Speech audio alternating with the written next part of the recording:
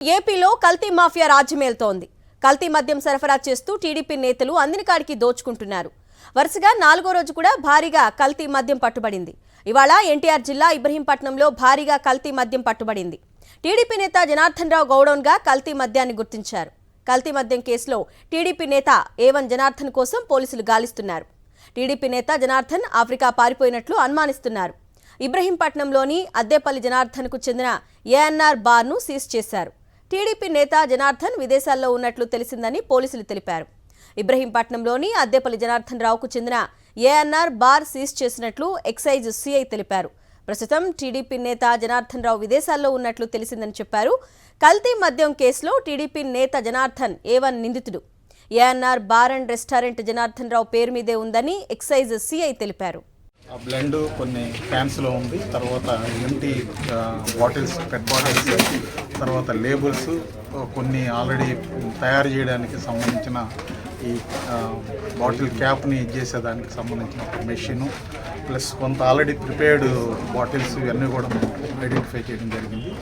దీని మీద మనం ఈ కేసు నమోదు చేసి ఫర్దర్ ఇన్వెస్టిగేషన్ చేసి అతను జనార్దన్ రావు అనే వ్యక్తి విదేశాల్లో ఉన్నట్టుగా సమాచారం ఉంది. అతన్ని రాగానే అతన్ని కూడా అదుపులో తీసుకొని ఇంకా దీనిలో ఎవరెవరైతే ఇన్వాల్వ్ ఉన్నారో వాళ్ళందరి మీద కూడా చర్యలు తీసుకోవడం జరుగుతుంది. ఇదే అంశంపై ఇబ్రహీంపట్నం నుంచి మరిన్ని డీటెయిల్స్ మా ప్రతినిధి అశోక్ అడిగి తెలుసుకుందాం. అశోక్, చెప్పండి, ఏవన్ జనార్దన్ రావుకి సంబంధించి ఇంకా డీటెయిల్స్ ఏంటి? అదేవిధంగా జనార్దన్ ఒక్కడేనా ఈ మద్యం, కల్తీ మద్యం వెనుక ఇంకెవరెవరు ఉన్నారు? దీనికి సంబంధించిన డీటెయిల్స్ ఏమన్నా తెలిసాయా? అన్న, ప్రస్తుతం కల్తీ మద్యానికి సంబంధించి కేసులో ప్రధానంగా ఏవన్ ముద్దాయి అద్దేపల్లి జనార్దన్. ఆయన ఎన్టీఆర్ జిల్లా ఇబ్రహీంపట్నానికి సంబంధించిన వ్యక్తి. ఆయనకి సంబంధించిన బార్ను ఇప్పటికే ఏఎన్ఆర్ బార్ అండ్ రెస్టారెంట్ను సీజ్ చేశారు. తాజాగా కొద్దిసేపటి క్రితమే ఇబ్రహీంపట్నంలో ఉన్న ఒక గోడౌన్లో భారీ స్థాయిలో నకిలీ మద్యాన్ని కూడా ఎక్సైజ్ అధికారులు స్వాధీనం చేసుకున్నారు. దాదాపుగా 100 లీటర్లు ఏదైతే నకిలీ మద్యం తయారీ చేసి ఉన్న మద్యాన్ని, బాటిళ్ళు ఏవైతే ఉన్నాయో పెద్ద పెద్ద క్యాన్లలో నిల్వ చేసిన, ఒక్కొక్క క్యాన్లో 35 లీటర్లు నిల్వ చేసినవి దాదాపుగా 90 క్యాన్లు స్వాధీనం చేసుకున్నారు. అదే సమయంలో ఆల్రెడీ నకిలీ మద్యాన్ని నింపి బాటిళ్ళు సీల్ చేసి ఉన్న బాటిల్ను కూడా, చాలా బాటిల్స్ను కూడా ఎక్సైజ్ అధికారులు స్వాధీనం చేసుకున్నారు. వీటన్నిటిని కూడా భవానీపురంలోని ఎక్సైజ్ కార్యాలయానికి తరలిస్తున్న పరిస్థితి కనబడుతుంది. ప్రస్తుతం మనం చూస్తున్న ఇదే గోడౌన్లో అక్రమ ఏదైతే నకిలీ మద్యాన్ని తయారీ అలాగే బాటిలింగ్ మొత్తం ఇక్కడే జరుగుతుందనే చెప్పుకోవచ్చు. మొత్తం ఇక్కడి నుంచే కూడా ఈ బాటిల్స్ అన్నీ కూడా ప్యాకింగ్ చేస్తున్నారు. ప్యాకింగ్ చేసిన బాటిల్స్ను ఇక్కడి నుంచి బెల్ట్ షాపులు కావచ్చు, వైన్ షాపులకి పంపిస్తున్న పరిస్థితి కనబడుతోంది. ఇక్కడే ఈ బాటిల్స్తో పాటు బాటిల్కి సంబంధించిన ప్యాకింగ్ చేసే మిషన్స్ కావచ్చు, అలాగే సీల్ చేయడానికి ఏవైతే వేరే బ్రాండ్కి సంబంధించిన సీల్ లేబుల్స్ ఉంటాయో వాటిలన్నిటిని కూడా ఎక్సైజ్ అధికారులు గుర్తించారు. మొదటి నుంచి కూడా ఏదైతే చిత్తూరు జిల్లా మొలకల చెరువులో ఈ నకిలీ మద్యం ఏదైతే డంప్ దొరికిందో ఆ తర్వాత దీనికి సంబంధించి ఏదైతే మూలాలు ఎన్టీఆర్ జిల్లా వరకు కూడా విస్తరించిన పరిస్థితి. ఒక్కొక్కరిని విచారిస్తున్న క్రమంలో దీనికి సంబంధించి మొత్తం గుట్టంతా కూడా బయటపడుతుంది. ఒక్కొక్క నాయకుడి పేర్లు బయటకు వస్తున్న పరిస్థితి. ముఖ్యంగా ఏదైతే ఈ ఏవన్ ఎవరైతే ఉన్నారో అద్దేపల్లి జనార్దన్, ఇతను అలాగే తంబళపాలెం టీడీపీ నియోజకవర్గ ఇన్ఛార్జి ఎవరైతే ఉన్నారో జయచంద్రారెడ్డి, ఆయన అలాగే మరికొంతమందితో కలిసి ఈ ఏదైతే ఈ నకిలీ మద్యం హవా అంతా కూడా నడిపిస్తున్న పరిస్థితి కనబడుతుంది. ఆఫ్రికాలో జయచంద్రారెడ్డి అలాగే అద్దేపల్లి జనార్దన్ రావు ఇద్దరు కలిసి మద్యం వ్యాపారం చేస్తుంటారు. అదే క్రమంలో ఆంధ్రాలో కూడా ఇదే తరహా నకిలీ మద్యాన్ని మొత్తం రాష్ట్రంలో అనేక ప్రాంతాలు, ఇటు చిత్తూరు మొలకల చెరువు నుంచి కూడా ఇప్పుడు మైలవరం వరకు కూడా ఈ ఏదైతే నకిలీ మద్యం మొత్తం కూడా మూలాలన్నీ కూడా పాకాయనే చెప్పుకోవచ్చు. అనేక సంవత్సరాలుగా టీడీపీలోనే ఉంటున్నారు వీరంతా. ముఖ్యంగా అద్దేపల్లి జనార్దన్ రావు టీడీపీ పార్టీలో ఎప్పటి నుంచి ఉంటున్న కీలక నేతగా కూడా స్థానికంగా చెప్తున్నారు. అయితే ఇప్పటికీ ఈ కేసుకు సంబంధించి ప్రభుత్వం అంత పూర్తి స్థాయిలో చర్యలు అయితే తీసుకోలేదనేది మనకు చాలా స్పష్టంగా కనబడుతుంది. కేవలం టీడీపీకి సంబంధించిన ఇద్దరు నాయకులు ఎవరైతే ఉన్నారో చిత్తూరు జిల్లాకు సంబంధించి వారి మీద మాత్రమే సస్పెన్షన్ వేటు వేశారు. అయితే జయచంద్రారెడ్డి ఇప్పటికీ పర్యటనలో ఉన్నాడు. అద్దేపల్లి జనార్దను, జయచంద్రారెడ్డి ఇద్దరు కలిసి ఆఫ్రికాలో ఉన్నట్టుగా కూడా ఎక్సైజ్ అధికారులు గుర్తించారు. ఇక ఈ కేసుకు సంబంధించి దాదాపుగా ఇప్పటికే 12 మంది వరకు కూడా ఎవరైతే ఈ కేసులో నకిలీ మద్యం తయారు చేసే వాళ్ళు ఎవరైతే ఉన్నారో వారందరినీ కూడా ఉన్నట్టుగా ఇప్పటికే ఎక్సైజ్ అధికారులు గుర్తించారు.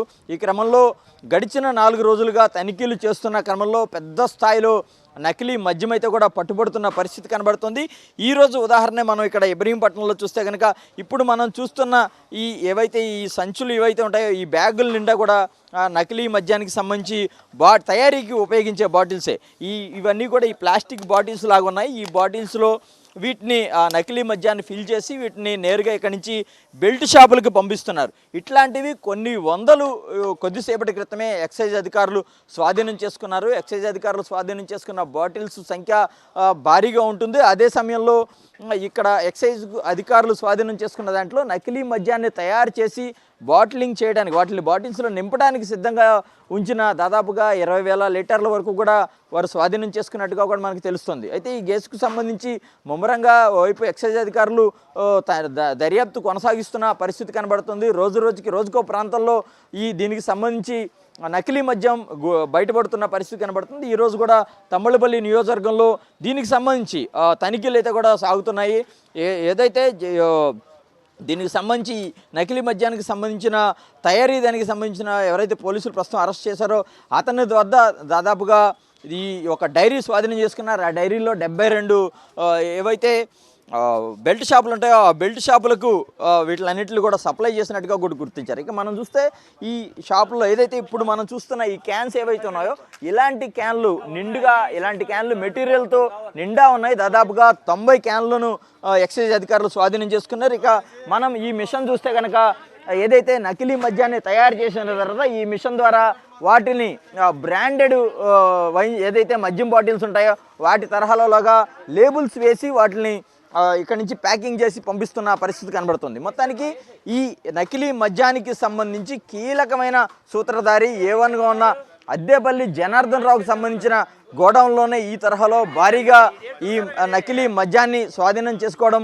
తీవ్ర కలకలం రేపిందని చెప్పుకోవచ్చు. దీనికి సంబంధించి దర్యాప్తు అయితే కూడా ఇంకా కొనసాగుతుందని ఎక్సైజ్ అధికారులు చెప్తున్నారు.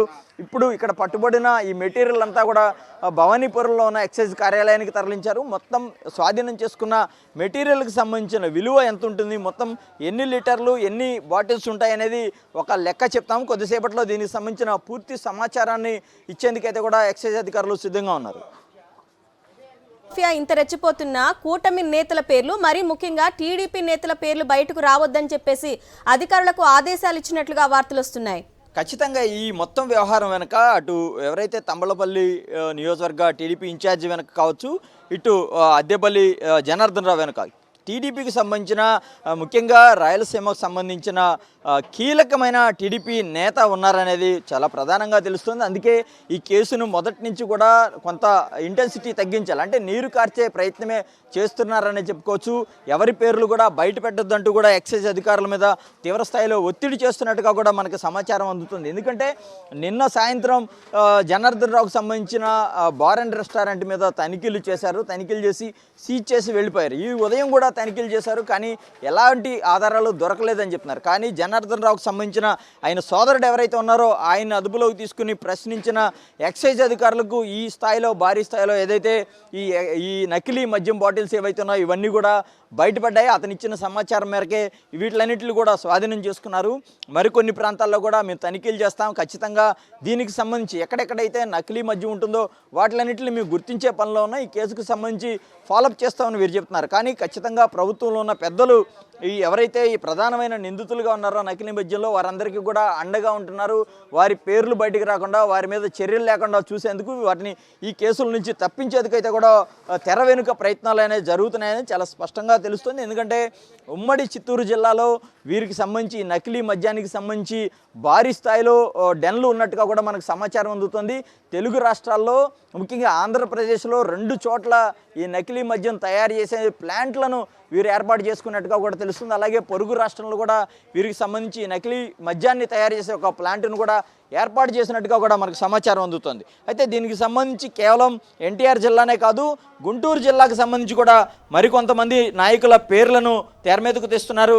వారందరినీ కూడా గుర్తిస్తే మరికొంత భారీ స్థాయిలో నకిలీ మద్యం అయితే కూడా పట్టుబడే అవకాశం చాలా స్పష్టంగా కనబడుతుంది. అశోక్, చంద్రబాబు నాయుడు, లోకేష్ అండదండలున్న నేతలే ఈ కల్తీ మద్యం తయారు చేస్తుంటే వారికి సంబంధించిన వైన్ షాపులు, బార్ షాపులకే ఈ మద్యాన్ని అక్కడికి తరలించి ప్రజల ప్రాణాలతో చెలగాటమాడుతున్నారు. పైగా కొన్ని కల్తీ మద్యం తాగి మరణాలు కూడా సంభవించినాయి. అయినా కూడా ఎందుకు చర్యలు తీసుకోవట్లేదు? ఖచ్చితంగా ఈ నకిలీ మద్యానికి సంబంధించి ఎవరైతే నకిలీ మద్యాన్ని తయారు చేస్తున్న టీడీపీ నాయకులు ఎవరైతే ఉన్నారో వారికి పూర్తి స్థాయిలో ప్రభుత్వం అండే ఉందనే చెప్పుకోవచ్చు. ఎందుకంటే ఈ ప్రభుత్వం ఏర్పడిన తర్వాత నుంచి ఈ తరహా నకిలీ మద్యానికి వీళ్ళు తయారు చేయడం, వాటిని బెల్ట్ షాపులు, వైన్ షాపులకు పంపించడం, ఇదంతా ఒక ప్రణాళికాబద్ధంగా చేసుకున్న ప్రక్రియగానే మనకు తెలుస్తుంది. ఎన్నికల తర్వాత ఏదైతే ఈ కూటమి ప్రభుత్వం వచ్చిందో అప్పటి నుంచి ఈ తరహా ఒక ప్రయత్నం అయితే చేశారు.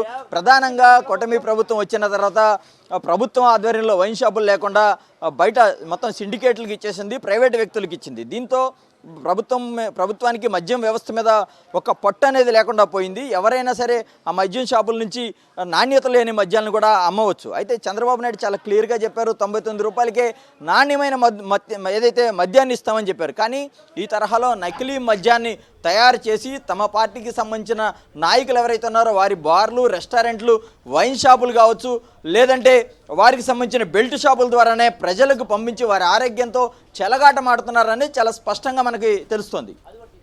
అశోక్, అదేవిధంగా ఇప్పుడు వాటర్ క్యాను, పాల ప్యాకెట్లు దొరికే కిరాణా షాపుల్లో కూడా మద్యం బాటిల్స్ లభిస్తున్నాయి. సో దీని ప్రభావం యువతపై చాలా పడుతుంది. మరి దీన్ని ఏ విధంగా చూడాలి?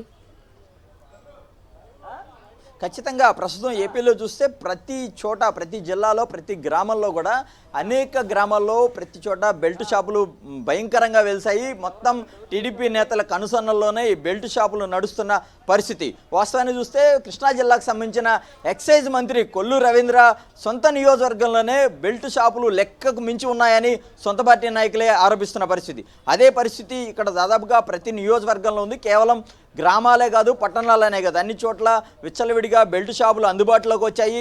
స్కూల్స్ వద్ద, అలాగే ఏవైతే దేవాలయాల వద్ద కావచ్చు, జనావాసాల మధ్య ప్రతి చోట ఈ బెల్ట్ షాపులు ఏర్పాటు చేశారు. విచ్చలవిడిగా ప్రభుత్వం బయట వైన్ షాపుల్లో ఏదైతే ప్రైవేట్ వ్యక్తులు అమ్ముతున్నారో అంతకంటే అధికంగా బెల్ట్ షాపుల వద్ద మద్యాన్ని విక్రయిస్తూ ప్రజల ప్రాణాలతో ఆడుకుంటున్న పరిస్థితి కనబడుతుంది. Right Ashok, thanks for the updates. Annamayya జిల్లా ములకల చెరువు సమీపంలో నకిలీ మద్యం తయారీ రాకెట్టు సూత్రధారిగా భావిస్తున్న తంబళ్లపల్లె టీడీపీ ఇన్ఛార్జ్ జయచంద్రారెడ్డికి ఆ పార్టీకి చెందిన ఓ కీలక నేతతో ఉన్న సంబంధం వల్లే ఇంత భారీ స్థాయిలో యథేచ్ఛగా ప్లాంట్ స్థాపించినట్లు విస్తుపోయే వాస్తవాలు వెలుగు చూస్తున్నాయి.